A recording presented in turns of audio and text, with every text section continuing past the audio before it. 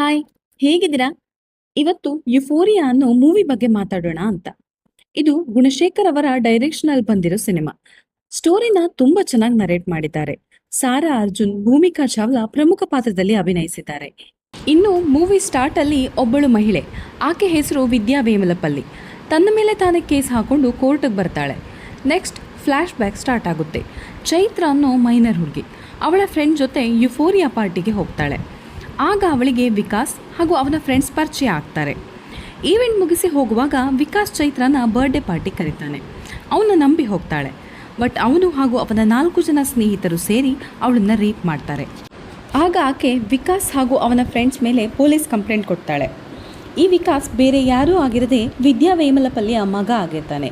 ತನ್ನ ಮಗನಿಂದ ಆದ ತಪ್ಪನ್ನು ತಿಳಿದ ಆಕೆ ಏನು ಮಾಡ್ತಾಳೆ ಅಂತ ತಿಳಿಬೇಕಾದ್ರೆ ಮೂವಿ ನೋಡಬೇಕು. ಮೂವಿ ತುಂಬಾ ಚೆನ್ನಾಗಿದೆ, ಒಂದು ಸಲ ನೋಡಿ. ನನ್ನ ಈ ಪ್ರಯತ್ನ ಇಷ್ಟ ಆದರೆ ಲೈಕ್, ಶೇರ್, ಸಬ್ಸ್ಕ್ರೈಬ್ ಮಾಡೋದನ್ನು ಮರಿಬೇಡಿ. Thank you.